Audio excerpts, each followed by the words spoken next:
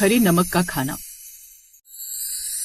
उत्तराखंड की ऊंची ऊंची पहाड़ियों के बीच बसा था सुंदर सा गांव चंपाधार। गांव की हवा में एक अलग ही सुकून था। उसी गांव में रहता था हरी, जो गांव में सड़क किनारे एक ढाबा चलाता था, जिसका नाम था हरी पहाड़ी हरा नमक ढाबा। उसकी एक बेटी थी गीता, जो एक सीधी सादी मेहनती लड़की थी। वो भी घर का काम निपटाने के बाद अपने बाबा के साथ ढाबे पर हाथ बटाती थी। उनका ढाबा बहुत बड़ा नहीं था, लेकिन जो चीज उसे खास बनाती थी वो था उसका हरा नमक। एक रोज सुबह सुबह जब हरी सिलबट्टे पर नमक, धनिया, पुदीना, हरी मिर्च और लहसुन के बीज पीस रहा था, तभी सामने से ट्रक ड्राइवर भीमा सिंह की आवाज आई। अरे ओ गीता बिटिया, आज भी? समझ गई काका, आज भी 2 पराठे और हरा नमक। हाँ बिटिया, तेरे बाबा के हाथों के बने हरे नमक के बिना तो गाड़ी स्टार्ट ही नहीं होती। भीमा हंसते हुए बोलता है। तभी पास बैठा भीमा का नौकर छोटू बोला, लेकिन क्या बात है काका, आज नमक की खुशबू कुछ ज्यादा ही आ रही है। हाँ हाँ बिटवा, आज इसमें गीता बिटिया ने जंगली नींबू भी डाल दिया है, जिससे असली पहाड़ी स्वाद आता है। अरे वाह, फिर तो और भी मजा आ जाएगा। हरी का हरा नमक सिर्फ मसालों का मिश्रण नहीं था, वो उसकी मरी हुई पत्नी ममता की याद था। वो बहुत ही अच्छा नमक बनाकर बेचती थी और हरी ने उसी से सीखकर खुद का ढाबा खोला था। उसके ढाबे पर अक्सर आते जाते लोग अपनी गाड़ी रोककर खाना खाते, तो गीता और हरी शहरी लोगों को भी पहाड़ी हरे नमक का स्वाद जरूर चखाते। ऐसे ही एक रोज दोपहर को एक सफेद कार ढाबे के सामने रुकी। उसमें से उतरी एक मॉडर्न लड़की अंजलि। वो दिल्ली से आई थी और यूट्यूब फूड ब्लॉगर थी।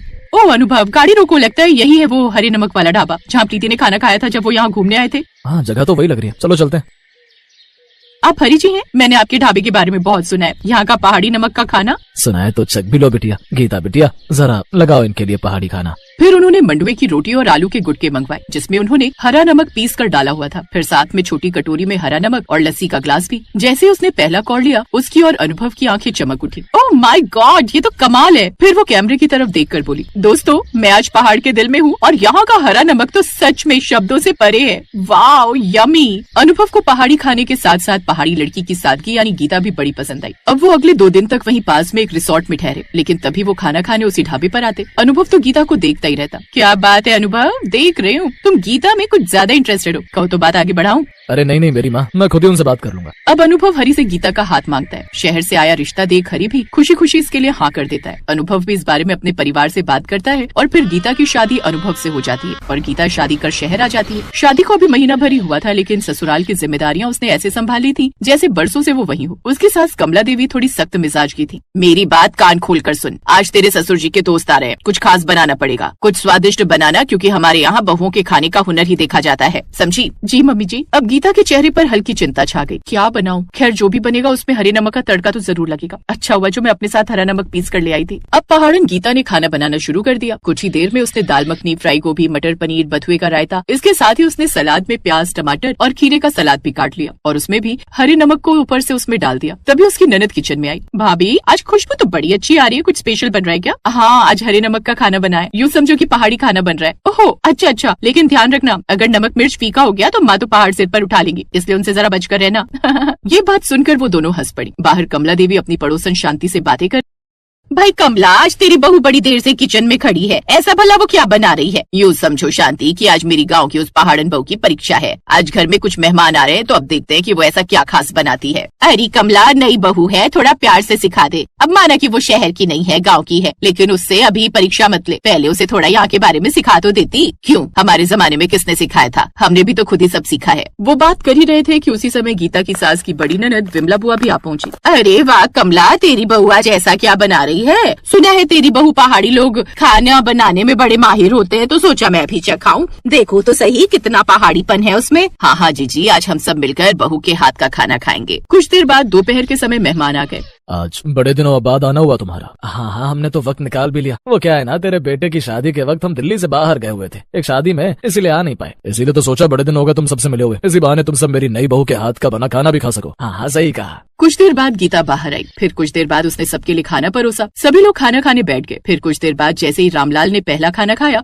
अरे वाह, ये हरा नमक का बना हुआ खाना है ना, जो उत्तराखंड के हरी ढाबे पर मिलता है। इस खाने का स्वाद तो बिल्कुल वैसा ही है। अरे ये मेरी बहू यानी गीता उसी हरी ढाबे वाले की बेटी है क्या? बहू, तुम हरी की बेटी हो? जी, मैं उन्हीं की बेटी हूँ और ये सारा खाना मैंने पहाड़ी नमक डालकर ही बनाया है। भाई वाह, जो स्वाद तुम्हारे पिता के हाथों में है उससे कहीं ज्यादा स्वाद है। वाह बहू, शहर में ये हरे नमक का खाना खाकर तो भाई मजा आ गया। सच में कमाल है, बिल्कुल पुराने पहाड़ी स्वाद जैसा। बहू, तूने तो शहर में बैठे बैठे गाँव की याद दिलवा दी भाई।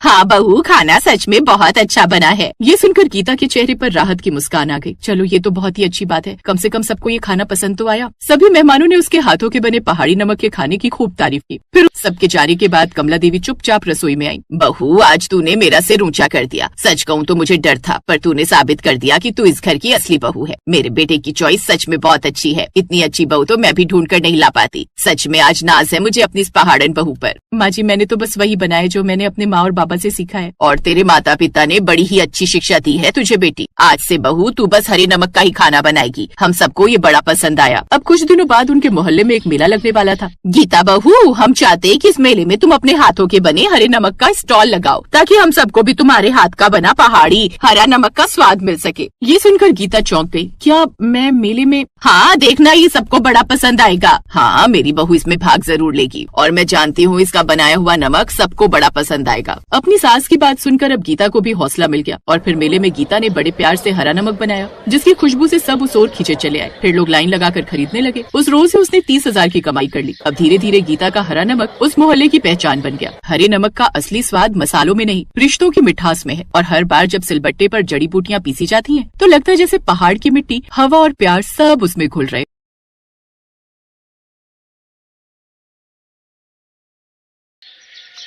तूने बॉल मुझे मारी कैसे? मैंने तो जानबूझकर नहीं मारी, मैं खेल रहा था तो गलती से लग गई। उन दोनों की आवाज सुनकर उन दोनों की माएं जल्दी से वहां आती हैं। यश, छोड़ो उसे, छोड़ो। अर्जुन, हाथ नहीं उठाते बेटा, उसे लग जाएगी। मम्मी, पहले इसने मुझे मारा है, उसके बाद ही मैंने इस पर हाथ उठाया। अरे ये तो बच्चा देख के नहीं खेल सकता। बहन जी, आप अपने। रश्मि ने जैसे ही किंजल की तरफ देखा तो हैरान रह गई। किंजल, तू यहाँ? रश्मि, तू? ऐसा कहकर दोनों स्कूल टाइम की सहेलियां एक दूसरे के गले लग जाती हैं। किंजल, तू तो शादी के बाद नागपुर चली गई थी ना, फिर यहाँ कैसे? हाँ, वो मेरे हस्बैंड का ट्रांसफर अब यहीं जयपुर में हो गया है, तब हम यहीं शिफ्ट हो गए। ओह अच्छा अच्छा, फिर तो खूब मजा आएगा। अब दोनों सहेलियां एक ही शहर में जो है। अच्छा ये बता, तू जयपुर आ गई और तूने मुझे एक बार भी फोन करके बताया नहीं, ऐसा क्यों? वो मेरा पहले वाला फोन चोरी हो गया था ना, इसलिए सभी नंबर लॉस्ट हो गए थे। ओह अच्छा अच्छा, लेकिन ससुराल तो तूने मेरा देखा था। कुछ साल पहले मेरे यहाँ एक फंक्शन में भी तो आई थी तू। हाँ, लेकिन अब इतना समय हो गया ना तो मैं एड्रेस भूल गई थी। अच्छा कोई बात नहीं, मैं तुझे एड्रेस दे देती हूँ, तू आना मेरे घर। दोनों सहेलियां बैठकर पुरानी यादें ताजा करेंगे। रश्मि अपना कांटेक्ट नंबर और एड्रेस देकर चली जाती है। ऐसे ही 3 महीने बीत जाते हैं। एक रोज रश्मि को किंजल बाजार में खरीदारी करते हुए मिलती है। धप्पा ओए, कहाँ गायब है मैडम? मैं कितने दिनों से तेरा फोन ट्राई कर रही हूँ, लेकिन तेरा नंबर लगता ही नहीं। अपना फोन दिखा दो जरा। रश्मि उसका फोन देखती है तो उसका नंबर ब्लॉक लिस्ट में डला हुआ होता है। मेरा नंबर ब्लॉक लिस्ट में? अरे वो शायद अर्जुन ने ना गलती से गेम खेलते हुए डाल दिया होगा। अच्छा कोई नहीं, ले मैंने ब्लॉक लिस्ट में से हटा दिया। अब ये बता, तू कब आ रही है मेरे घर? तेरे घर? रश्मि ऐसा कर, इस बार तू आ जा मेरे घर। आ जाऊंगी, लेकिन पहले तू आना। अब बता कब आ रही है? वो क्या है ना रश्मि, अभी तो हमें इनके गांव में कोई पूजा है तो कुछ दिन वहां जाना है। अच्छा ठीक है, लेकिन वहां से आते ही आना जरूर। ऐसे किंजल हर बार कोई ना कोई बहाना करके रश्मि को हमेशा टाल देती। कुछ दिन बाद, नहीं वो क्या है ना रश्मि, अभी यश के एग्जाम होने वाले हैं और ऐसे में मैं इसकी पढ़ाई की तरफ काफी फोकस करती हूँ, तो मैं ऐसे में कहीं आना जाना कम ही प्रेफर करती हूँ। अच्छा कोई बात नहीं, लेकिन एग्जाम खत्म होते ही जरूर आ जाना। ऐसे 7 महीने और बीत गए और फिर एक रोज जब किंजल रश्मि को मॉल में मिली। अब मैं कुछ नहीं जानती, आज तू मुझे बताकर ही रहेगी कि तू हमेशा मेरे घर आने से मुझे टाल क्यों देती है। अच्छा तो तू जानना ही चाहती है तो सुन। तुझे याद है जब मैं कुछ साल पहले तेरे ससुराल आई थी तो तूने मुझे छोले भटूरे के नाम पर उबला हुआ खाना पकड़ा दिया था। मैंने कैसे उसे हलक से नीचे उतारा था ये मैं ही जानती हूँ। अब तो जान मांग लो, लेकिन घर आने को मत कहो। किंजल, आज तुझे मैं अपने हाथों के बने हुए छोले भटूरे खिलाऊंगी। अरे वाह, छोले भटूरे! तू कितने टेस्टी छोले भटूरे बनाती है रश्मि। आज भी मुझे याद है शादी से पहले जब भी तेरे घर छोले भटूरे बनते थे तो मैं उसकी खुशबू सूंघते हुए कैसे तेरे घर दौड़ी चली आती थी। हाँ, और तू उस वक्त वैसे ही खा कर इतनी मोटी हो रही थी कि आंटी तुझे तला हुआ खाने के लिए कितना मना करती थी और डंडा लेकर तेरे पीछे दौड़ती थी। आज तो मैं 4-5 छोले भटूरे ऐसे ही डकार जाऊंगी। हाँ, इसलिए मैंने उसमें हींग भी डाला है ताकि उसे पचाने में आसानी हो। Oh thank you so much. अब तो बस परोस दे, मुझसे तो और सब्र ही नहीं हो रहा। कहीं ऐसा ना हो मैं रसोई में जाकर सारी कढ़ाई खा जाऊं। अरे रुक पागल, बस अभी लाई। ये लड़की बिना बस दीवानी है मेरे छोले भटूरे की।